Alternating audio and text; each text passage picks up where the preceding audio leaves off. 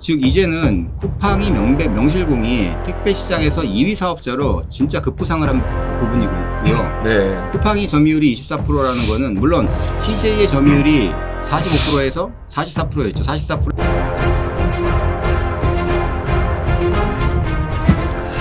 자, 쿠팡의 지금 택배 취급 물량이 계속 기하급수적으로 늘고 있습니다. 이미 우리나라는 택배 시장의 통계자료를요, 택배업 각사가 지금 한국통합물류협회에다가 보고를 하게 되어 있습니다. 그래서 그게 지금 취합이 되는데, 지금 쿠팡, 아마 쿠팡 CLS 쪽에서 지금 계속 택배하고 있지 않습니까? 네, 맞습니다. 그래요. 쿠팡이 CLS 관련해서 택배업 진출 이후 본격적으로 아마 택배 데이터를 갖다 쿠팡이 오픈하는 순간에 아마 수량이 엄청나게 좀 달라질 겁니다. 그래서 택배 회사들과의 어떤 마켓시어 변화 한번 이 시간에 점검해 보겠습니다. 자, 올 지금 추석에도 보니까 쿠팡이나 컬리는 쉬지 않고 배송하지 않았습니까? 그렇죠. 쿠팡이나 뭐 이런 지금 컬리도 택배사로 진출했기 때문에 이제 컬리도 택배로 이제 통계가 잡히겠죠. 그렇죠. 컬리도 뭐 이미 진출해갖고 지금 뭐 배송을 하고 있으니까. 주말이든지 뭐 휴일이 없이 그냥 계속 24 연중 무휴로 운영하고 있는 그런 모습을 좀 보일 수 있을 것 같고요. 네. 그리고 여러분들 참고로 이제 우리나라 택배 회사들의 지금 순위를 따지면은 택배 현지에서는 대한통운 1위 한 42, 3% 되는 것 같아요. 마켓쇼. 그 다음에 2위하던 한진이 작년에 하반기부터 쿠팡의 물량을 갖다가 이제 반을 갖다가 어떻게 보면 쿠팡이 가져갔기 때문에 롯데가 2위 되고요. 3위가 한진, 그 다음에 로젠 택배, 우체국 택배가 되고 있는데 이 기업들 마켓쇼도 서로 이제 이렇게 최근에 좀 택배 단가를 올려서 매출하고 영업이익을 선방하고 있지만은 그 외에 조금 주춤하는 게 지금 현실이라는 지금 보고 있습니다. 그렇죠. 사실은 이게 이번 시간에 가장 중요한 이슈가 네. 쿠팡이 2018년도에 택배 시장으로 진입하지 않았습니까? 그렇죠. CLS를 그렇죠. CLS라고 이제 자사 이제 만들어서 네. 그 자사를 이용해 가지고 이제 본격적으로 택배 시장 진출의 신호탄을 올렸었는데 그동안에는 네. 쿠팡에서 배송하던 물량들이 이 택배 물량으로 정확하게 산출되지가 않았었어요. 네.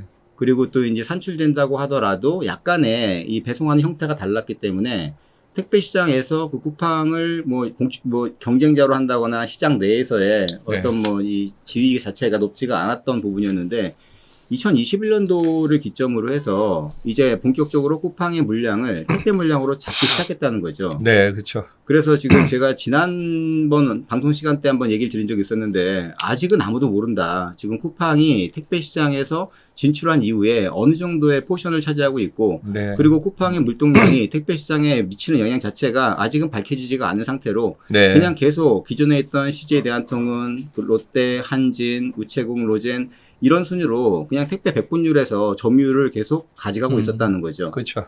그러다 보니까는 대한통운이 뭐 많이 가져갈 때는 거의 한 49%까지 가져갔다가 적게 나왔을 때 올해 상반기에 발표했을 때 44%로 발표했었거든요. 네. 근데 그때 44%로 발표했던 것조차도 쿠팡을 제외하고 그냥 나머지 5개사를 중심으로 해서 발표를 갖다 했었어요. 그 수치 데이터가 이게 신고한 거에서 모으니까요. 그렇죠. 통화물협회 기준으로 하니까요. 그렇죠. 그러다 보니까는 뭐 대한통운 같은 경우에는 연간 뭐 16억 건, 17억 건 거기서 왔다 갔다 하면서 중요한 거는 매년 조금씩은 내려가고 있었거든요. 피크를 찍었던 몇 년 전하고 대비했을 때 이 구성비 점유율이라든지 택배 건수 자체가 소폭 대한통운이 감소하고 있었고 이거를 롯데글로벌로지스가 진천에 이제 풀품업 센터를 크게 오픈하면서 약간 흡수를 갖다 하고 여기서만 소폭 변화가 있었다고 생각을 했는데 네. 실질적으로는 전체적으로 기존 택배사의 전체 물량과 기타에 거의 30% 이상이 잠겨 있었는데 네. 이 기타에 30% 이상 잠겨 있던 이 물량이 쿠팡이 본격적으로 수면 위로 부상을 하면서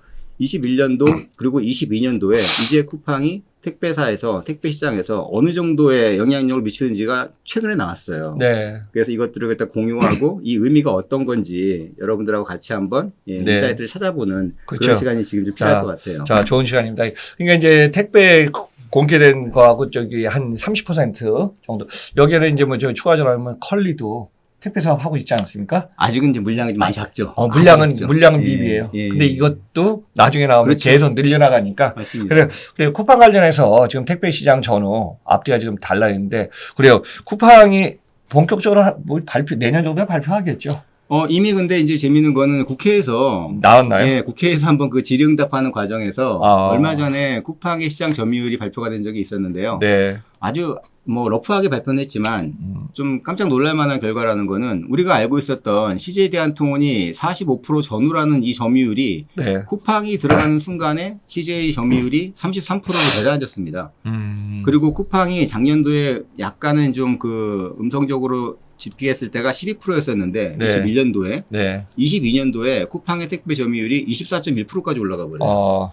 즉 이제는 쿠팡이 명실공히 택배 시장에서 2위 사업자로 진짜 급부상을 한 부분이고요. 네. 쿠팡이 점유율이 24%라는 거는 물론 CJ의 점유율이 45%에서 44%였죠. 44%에서 33%로 이 통계가 바뀌면서 확 네. 내려간 부분도 의미가 있는데 또 하나는 이 그동안에 2, 3, 4위 사업자였던 롯데라든지 한진이라든지 로젠이라든지 이런 사업자들의 물량을 합친 거하고 쿠팡하고 이제 거의 육박한다는 거죠. 그렇죠. 몇 개 사업자를 합친 쿠팡이 어떻게 보면은 이제는 단순하게 로켓 배송을 했던 자체 물량을 배송했던 그런 일반적인 화물 운송업자가 아니라 이제는 택배 업체로 전환을 하면서 택배 시장에서 전체 마켓시어가 이제는 뭐 막강하게 2위까지 급부상을 하고 이 트렌드가 이제는 멈추지가 않고 나머지 택배사들이 계속 줄어들면서 쿠팡 계속 올라갈 그런 트렌드로 예상이 되고 있기 때문에 그래서 그때 말씀드렸던 게 아마 올해 끝나고 나서 쿠팡이 택배 통계로 잡히게 되면은 정말 그렇죠. 깜짝 놀랄 만한 결과가 나올 거다라고 말씀을 드렸던 거고 그게 지금 현실이 되고 있다라고 보시면 될 것 같아요. 그래요. 쿠팡이 들어오기 전에 기존 데이터를 보면은 대한통운 1위하고 2, 3, 4, 5를 합친 게 비슷했죠. 그렇죠. 근데 지금 쿠팡이 들어오면서 대한통운은 10% 이상의 마켓시어가 떨어지면서 오히려 이 자리에 합친 게 이제 3, 4, 5 이게 이제 합쳐갖고 맞습니다. 똑같은 거죠. 그렇죠. 그러면 이제 어떻게 보면 이강 구도로 들어가는 거네요. 그렇죠. 네, 택배 이강 시장도 구도 시장으로 이제 재편되겠네요. 예, 이제는 뭐 확실한 이강 구도로 들어갔다라고도 볼 수가 있고 네. 그래서 지금 진짜 무서운 거는 쿠팡이 로켓 배송만 하더라도 연간 13억 건 이상이지 않습니까? 네. 그것도 22년 통계이기 때문에 만약에 23년 통계 끝나면 로켓 배송만 하더라도 거의 한 15억 건 될 것 같아요. 예. 그러면은 지금 대한통운이 16억 건에서 지금 17억 건 계속 거기를 갖다 유지한다고 하더라도 올해 말 되면은 쿠팡의 물량 자체가 대한통운의 물량만큼 치솟을 수도 있다는 거고요. 네. 내년도에는 더 무서운 결과가 나올 수도 있겠죠. 거의 뭐 역전현상이 나오겠네요. 그렇죠. 보통 한 2년 정도 걸릴 거라고 아마 저도 올 연초나 작년에 예상했는데 지금 이 가속이 너무 빠른 것 같아요. 맞습니다. 그리고 또 항상 이 방송에서 강조하지만은 고객은 유통해서 물건을 구매해 주지만은 갖다 주는 건 물류거든요. 근데 물류의 가장 강점이 되는 건 뭐예요? 그냥 선진국들의 일부들 보면 연중 무휴거든요. 그러니까 하루만 쉬고 나머지는 뭐 새벽에 시간대 상관없이 갖다 놓으면 되니까. 근데 이제 참고로 왜 그러냐면 우리나라 택배 구조에서 보면 우리나라 택배는 무조건 일요일만 쉽니다. 그리고 또 하나 이제 우리가 새해가 되든 저 추석이 되면은 보통 이제 비상 사태가 돼갖고 일단은 한 3일, 4일, 5일 SM들이 영업소장들이 놀아야 되니까요. 쉬어야 되니까 너무 힘드니까. 그러면 그 전에 이제 1주, 2주 해갖고 2주 전부터 그냥 비상이 걸립니다. 앞뒤로. 끝나고 나면 또 이번에도 보니까 택배 끝나고 나서 추석 끝나고 그랬어요.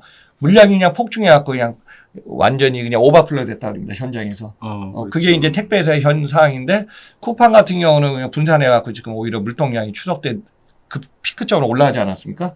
그러니까 얘 항상 일률적으로 갖다 주니까 아마 내년에 역전현상은 나올 것 같은데. 그렇죠. 택배 통계를 보면은 뭐 올해 같은 경우에는 23년 8월 기준으로 네. 국민 1인당 80건 정도로 전년 대비했을 때는 뭐 20% 이상 또 폭증을 한 상태고 네. 2020년 대비해 가지고는 44% 이상 택배가 좀 증가를 했거든요. 네. 물론 뭐 이제 어느 정도까지 한계점은 있을 겁니다. 여기서 이 상태에서 뭐 이제 두 자릿수 성장을 한다기보다는 지금부터는 제로섬 게임이 될 것 같아요. 네. 그래서 택배 시장이 연간 우리가 보통 뭐 따졌을 때 한 1억 건 정도 2022년도 네. 기준으로 41억 건이 나왔는데 매년 한 10% 이상 성장을 하다가 이제는 거기서 이제 서서히 성장률이 줄어들면서 네. 그 물량을 누가 가져가느냐가 이게 이제 관건이 되는 거거든요. 네. 그동안에는 평화적으로 공존을 하고 있었던 쿠팡과 택배사가 이제는 엄청난 전쟁, 생존을 건 진짜 전쟁을 할 수밖에 없는 그런 상태까지 왔다고 볼 수 있죠. 네. 그래. 23년이 41억 건이요, 올해? 예, 22년도 기준으로 41억 건이었기 때문에 올해는 한 4, 5억 건까지는 올라갈 것 같아요. 22년이 쿠팡 빼고요? 네, 쿠팡은 기타에 들어가 있었죠. 기타에 들어가 버렸어요. 그렇기 때문에 사실 그때는 쿠팡이 기타를 과연 못 몇 봤어요. 건이나 됐을까 아무도 몰랐던 거예요, 사실은. 그러다가 이번에 국정감사, 국정청문회 때 국정에서 이제 보고할 때 거기서 이제 쿠팡의 점유율이 나오기 시작하면서 이제 최초로 노출이 된 거거든요, 얼마 전에. 네. 그래 이제 저도 기억나는 게 2020년에 한 27억 개다가 21년에 갑자기 상황에서 33억 7천만 한 20% 성장하다가 그다음에 37억 개 전후하다가 좀 주춤했거든요. 근데 이제 말씀드렸죠. 택배사에 보고된 자료하고 이제 보여지지 않는 자료죠. 이게 이제 계속 노출되면서 커지는 거네요. 그렇죠. 그래서 그때도 제가 이 기타를 잘 봐달라고 얘기를 했었습니다. 왜냐하면 어차피 제로섬 게임이었기 때문에 워낙에 대한통운이 이 인프라도 그렇고 자동화도 그렇고 여러 가지 그런 독식하는 현상 때문에 밀도가 제일 높았기 때문에 대한통운의 점유율이 계속 높아졌어야 되는데 물론 50% 독과점이라는 이면도 있었지만 그걸 제외하고도 또한 대한통운이 거기서 더 이상 성장을 멈추고 하향으로 갔다는 거는 그 독과점 문제보다도 오히려 쿠팡이 그 기타에서 계속 잠재적으로 세를 불려고 썼다는 거죠. 그렇죠. 그리고 이번에 그게 터지면서 본격적으로 이제는 이 택배 산업 전체가 과연 쿠팡과 택배 산업 전체가 어떤 식으로 이게 위치를 차지하고 앞으로 미래가 어떻게 될 건지 이게 굉장히 큰 관전 포인트가 되는 것 같아요. 네. 그래 택배 취급 물량이라고 그러는데 기본적으로 우리나라 1위 기업 대한통운이 평균 한 400에서 500만 개거든요. 일평균. 그리고 우리나라에 그 피크점 2개 있지 않습니까? 새해하고 추석 때는 보통 많게는 한 1000만 개에서 1100만 개까지 최고의 물동량을 지금 자랑하고 있거든요. 그러니까 그만큼 또 이제 연일 쉬다 보니까 지금 폭증해서 몰렸는데 쿠팡 같은 경우는 한 500, 600만 개 하나요, 그러면?